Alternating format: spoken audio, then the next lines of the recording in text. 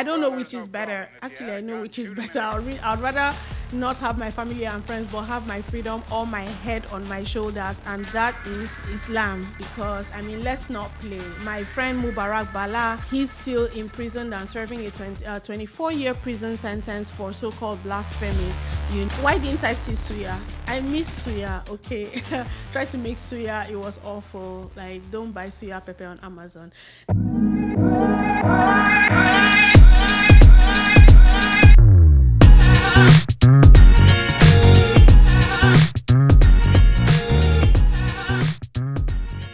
Today we're reviewing With Difficulty Comes Ease, a drama streaming on Prime. This movie is written and directed by Korede Azeez, director of another movie that I've been meaning to review and have still not gotten around to it, which is It Blooms in June. Okay, let's quickly get through the synopsis, which says, Zainab, a recently widowed Muslim woman, endures the suffocating confines of her mother-in-law's home, where she must remain until the end of her mandatory mourning period.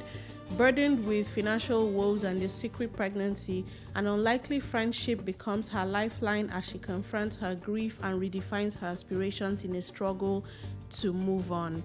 Guys, can I quickly invite you to please like this video, and especially if you are a returning viewer, would you please consider subscribing to my channel if you're not subscribed? Thank you. And also please share this video. Now is a good time, or at the end of this video. Now, seeing this title, it just screamed poverty porn to me, tragedy porn to me, and honestly I often really hate those. I think a particular reason I might have skipped this, and I'm so glad that I didn't, and I overrode that instinct, and that reason is Uzoamaka Aniunoh, because she doesn't put herself on rubbish movies. Okay, so we'll get to Uzoamaka, but I'm glad that I overrode that instinct, and then of course I did some research and realized that that phrase, with difficulty comes ease, is actually an important concept or a verse in the Quran, and I think it was used very popularly in more recent times during the COVID pandemic. It's just sort of like a saying to offer comfort during trying times, and so I guess just knowing that made me able to appreciate it. Uzoamaka. Now, speaking of Uzoamaka, let's get straight to the cast and performances. I want to get through this review as quickly as possible. I've not been feeling my best. She plays the character of Zainab here, who's the protagonist. Uzoamaka, she's a really competent actor. Like, she always puts up such a strong performance. Even if you've not watched any other of her movies, at least Mami Water, you've watched Mami Water, right? Okay, so Uzoamaka, she's a really good actor, and in this movie she plays very well, depicting this strong character who is going through grief, then finds out that she's pregnant and she's facing a lot of hardships and just living under these terrible conditions with a mother-in-law who doesn't like her. So she depicts the complexity of this character really well. This character is poor and suffering. She does this without appearing pitiable, which is something I really like. So also her depiction of a very reserved person, doesn't talk much, hardly smiles. I don't know if this is who this person has always been, or this is who they've become as a result of the grief that they've suffered and the austere circumstances that we find them when we come into this movie. But she's fantastic. As I've said, she's a very competent actor. Second on this list is Caleb Richard, who plays the character of Ryan. He's okay. He fits this role. His performance is adequate. He's a very popular northern heartthrob, so he's got a lot of fans. People adore him. I don't mind him, is the most I can say for him. In this movie, he's okay. He does well, but the role does not really require anything exceptional from him, so he does as much as required of him. I know I make that comment quite often, but it's true. You can't do more than what is written for you, so he's all right. And then Ummi, Baba-Ahmed, I love this actor. Here she plays the mother-in-law to Zainab, and she's the one who's just lost her son. That she's a great actress cannot be overstated. However, the issue I have, and seeing her in this movie, the first thing I thought was, I hope she's not the same person again, and it turns out she's the same person again. She plays it exceptionally well. This always irascible, always angry, always malicious character. You know, we've seen her be this in Halita, we've seen her be this in Sons of the Caliphate. The only difference is here she's an impoverished woman, and in most instances where we see her, she's a high society, but it's pretty much the same thing. She's always like this character. I mean, I know when people do things exceptionally well, maybe there's some value in casting them over and over for the same type of role, but she has so much range that I wish that, you know, she got more opportunity to show what she can do.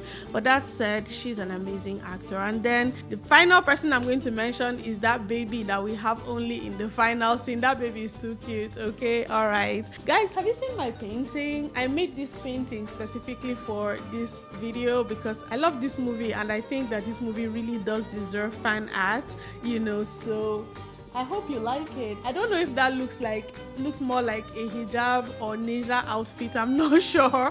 And I just did it like in the middle of the night. All right, let's move on. What works? This movie does a lot right. So let's get straight to story because I don't have very much to say about the technical aspects. So the topics and themes that this movie tackles, there's themes around resilience in the face of adversity, religious belief and the attending conflicts and alienation, ostracization that can come with that, grief and the plight of a Nigerian woman of a certain demographic under certain cultural circumstances. And then under this last point, which is a grieving woman in that certain cultural context, this movie demonstrates some of the ways that things can go very wrong, especially when a woman is not adequately protected by her husband in the event of his death. And in this movie, that unravels like very, very quickly, and it's almost like a step-by-step manual for what not to do if you're not going to leave your wife in these kinds of straits if something happened to you suddenly. Here we have first the absence of a marriage certificate, and then that spills over into several other different problems. And then of course we have corruption. This movie showcases, you know, conflicts at different levels. The grief itself is a whole thing, and then there's the pregnancy that she discovers and fear of losing this pregnancy after it's revealed that she's had 5 miscarriages. I cannot imagine what that must feel like, but there are many women that can relate. Then of course there's financial insecurity, there's her living in this hostile environment with a mother-in-law that just does not like her, and then there's loneliness. Even if the movie does not exactly highlight that, just taking it from the context, you can tell, you can intuit that she's extremely lonely. She's grieving her husband, who seems to be like the only person in the world that she had, and so there's so much going on with her. Even when it's not made very, very overt, it's there playing in the undercurrent. And so I think as a result of how subtly all of these are managed and handled, I don't feel overwhelmed by the weight of all of these things, because the movie is not heavy-handed. Whew, gosh, sorry guys, asthma has been kicking my ass in the last weeks or so. Like, I can't even begin to describe to you how difficult it's been for me. Often I have to edit my breathing out of my videos because sometimes I have to literally like pause for several seconds just to breathe. It's really hard for me, but let's carry on. The narrative plot of this movie is like really smooth, it's coherent, it's thoughtful, and it's very evocative. The pace works. There's an obvious show of respect, you know, for the cultures that this film is centered around, whether it's religious or traditional cultures. There are a few instances where expectations are subverted and the movie plays with misdirection. So for instance, the sister-in-law turning out to be the bad bitch, because when you read the synopsis and it says unexpected friendship, then you see the sister-in-law and they have a friendly rapport. At least I thought that, oh, this is the friendship that she has within the family, how sweet. And then we know how that turns out. And then Kazim not being shady is also, I guess it was misdirection, because at first when we start seeing all the things that are being revealed, did he send the money, this or that, the money, like you start to wonder like, oh my god, did he live a double life? Was he lying about, is this the story? I really for a minute there thought that might be the story, and horror of horrors, maybe he has a second family somewhere, but why would he? He's a Muslim man, he's within his rights, I suppose. So that was good misdirection as well. And then the men standing up for Zainab is a bit of a subversion, because sometimes in situations like this is the male relatives who show up to sort of frustrate the widow and pile on her with, you know, the different dictates dictates of tradition and so on. But in this case, it's the mother-in-law who really is her antagonist, and it's usually the male relative. I don't know if it was the same one who spoke on her behalf several times or different ones, I don't know. And then another subversion, I don't think you can exactly call that subversion. It's more like showing us a different side of the same coin, is showing this, in this case, the intolerance in Christianity, because usually when we speak intolerance, it's more easily or more commonly portrayed with Islam. And so here it's refreshing to see it from the other side as well. My toxic comment here is Muslims persecute and then Christians ostracize. We know many of these stories where if you get out of line, your family will just shut you off and shut you down. And that's the focus of this movie, right? But man, I don't know which is better. Actually, I know which is better. I'd rather not have my family and friends, but have my freedom or my head on my shoulders, and that is Islam. Because, I mean, let's not play. My friend Mubarak Bala, he's still imprisoned and serving a 24-year prison sentence for so-called blasphemy. That's not very likely to happen in Christianity, at least not in Nigeria. I don't know where that would be a thing. So they all have their different issues, but this movie tackles what it feels like, that sort of intolerance on the side of Christianity. So it's nice to see that different side. And for me personally, this movie reminded me again how fortunate I am with my family, and I'll never lose sort of sensitivity to how difficult it must be. I mean, if your family really does believe in the concept of a heaven and a hell, and they love you, of course they'll be worried for you, you know, that you'll spend eternity being roasted like suya or something like that. So I can't quarrel with that. You know, I can only say, just could you at least respect my view? And I've been really fortunate. You know what, moving on. Really good character arcs. Okay, maybe really is a stretch, but good enough character acts. And then for good or for bad, these characters feel real. Their motivations are quite obvious and their responses are just very human. This movie has a lot of heart with different aspects, with the love story that starts as a friendship. Well, it never becomes a love story, but we know that that's what's playing out under the surface. And then the healing of the rift between Zainab and her sister, that's played by Michelle Dede, and then eventually her relationship with her mother-in-law. All of these things are very heartening. And then I like, of course, Abuja as a location with Gwagalada. There's quite good production value here, and all of the different aspects of the production come together to create quite an immersive experience.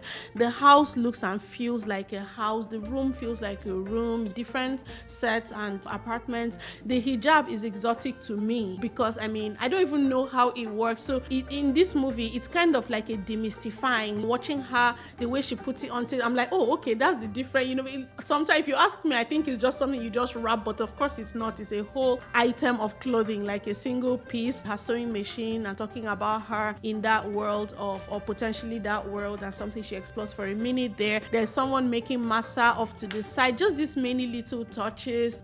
Why didn't I see suya? I miss suya, okay? Tried to make suya, it was awful. Like, don't buy suya pepper on Amazon. Now, while I have a general comment later on the ending of the movie, I think the time jump at the end is necessary for the evolution of the love story. And then what did I say about that baby? That baby is precious. Guys, have you liked this video? Please do if you haven't. And have you subscribed? If you're not subscribed, please consider subscribing as we get straight to what does not work. Oh, my leg died. Let me stand up for a second. My legs are dead. Oh my God. I think I might just remain on my feet because I don't want to be here forever. Okay, what does not work? There's some mistakes, you know, some things that are just confusing for me with the plot. One of them is that it seems to me like after the question of what happened to the money in the husband's account is resolved, it comes up again, and then that's a bit confusing for me. So I might have missed a bit there. So if you understand what was going on there, maybe help me understand, because it feels like the question of what happened here or there or whatever came up again after that question had been resolved. And then I also have a question about the Ida. My leg is frozen. My leg died. I don't know how I was sitting. I also have a question about her going back to complete the Ida morning rite, because didn't she complete it before she left. So I was a bit confused about that. However, I think it could be because of the pregnancy, because I think it had been explained earlier that there's varying lengths depending on the situation. Like if she's pregnant and then it has to be for the whole 9 months, I imagine. So maybe, and again, that was also part of the reason why she decided to hide the pregnancy, because she didn't want to stay the entire 9 months. And then when she was found out, she now offers to come complete. But I wasn't completely sure. If you know why it played out that way, maybe you could clarify for me in the comments. There's a bit of an inconsistency to me with the sister-in-law's pregnancy. When the sister-in-law is leaving, she's already fully obviously pregnant. But then later, when they announce that they want to do the sitting in for the sister-in-law, whatever it is, she's had the baby, Zainab is fully pregnant and almost due. So I'm like, how exactly did sister-in-law's pregnancy freeze or something? Again, these are all things that I'm finding more confusing than anything else, and I could be wrong. So please do help me and clarify in the comments. But let's get to the things that I really am saying don't work. The cinematography, I think it could have been better. As a general note, some of the emotional beats are not very convincing for me. First scene with her sister, that's Zainab's sister, it doesn't work for me. I think it's first of all the abruptness of the tears on the phone, and then the call just ends very abruptly, and then when they see each other, I understand they're trying to depict that these people don't speak and there's distance between them, but there's something about the scene that just does not work for me. And then this movie does not feel emotionally manipulative, except for this one scene I'm going to mention now, which is towards the end when she's repeating to her mother-in-law, it's his, that's that the baby is his. The first time was very effective. The second time, probably the third time, and then when it keeps going, I understand it in a detached way, but there's just something odd about it that just feels manipulative to me. Like this repetition, I know the role of repetition in writing, but there's something about the delivery that does not work for me in that scene. The end of this movie is a little bit convenient, wouldn't you say? You know, like the money comes in, the money in the account is approved for release, the package is found 9 months later, the mother-in-law just takes her word for it, and everything is just tied up in a neat little bow. It's a lot of things to just suddenly all resolve themselves all at once. So I just too much convenience for me there. And then something about the character Zainab, as much as I'm very sympathetic throughout the journey, this is a really sympathetic character. There's something though that happens that puts me off this character a little bit. When Ryan breaks down, when he comes back from the brother's wedding that he invited himself to, and he's very vulnerable and broken, she displays no empathy. I understand how hardship can give you sort of an unrelenting hard edge, but it just turns me off her slightly because this man has done literally everything. So that was difficult for me. And then along with this theme of her hard edge in that scene is just the way she's very one note, because she's just weighed down by everything and we hardly see her express anything other than despondency. She's just so despondent throughout this movie, even when things work out. I think a very important feature in life is gratitude. Sometimes even when you're surrounded by so much adversity, if you don't have the ability to look around and recognize and be grateful for things that are working out, then it's almost like you don't deserve the good things that work out for you. Because yes, there's so many terrible things happening all around, but yeah, this guy shows up like an angel. A little mercies here and there. There's this pregnancy that every day that the sun rises and it's still here, it's a blessing. I'm sure maybe that one is she's afraid to hope, but even with things not ever coming to a head exactly, just there's so many little things to be grateful for, but she's just despondent throughout, and that was kind of stressful for me. And then going back to Ryan, I like the character, the way that they show up. It's nice to have a ray of sunlight, but I wish that this ray of sunlight was spread out a bit more with different circumstances, not him just being there sort of he's unbelievably patient, he's so present, he's so available, and he just seems to fit all her needs, almost like his plot convenience, so I don't know, it was a lot for me. This movie also juggles with too much. It just takes on so many issues. I mean, there are main issues, right? If you want to isolate them, the two main issues here are money and baby.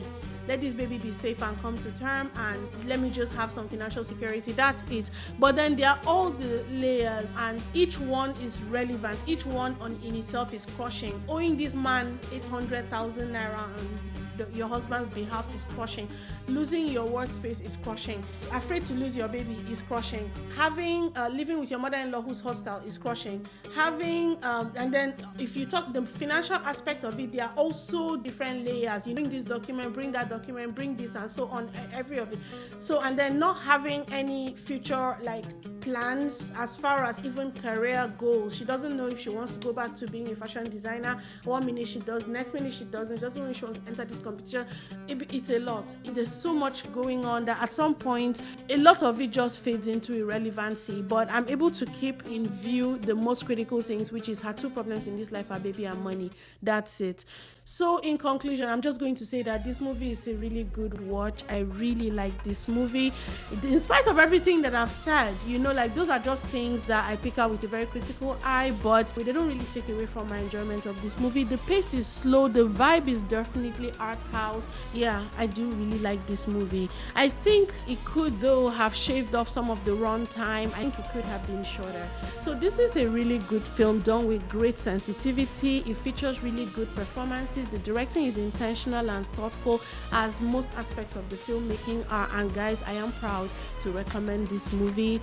That's it for With Difficulty Comes Ease. Don't leave without liking and subscribing. There's going to be a shorter version to this review linked below, so please check that out. That's easier to share. And what do I say to you guys?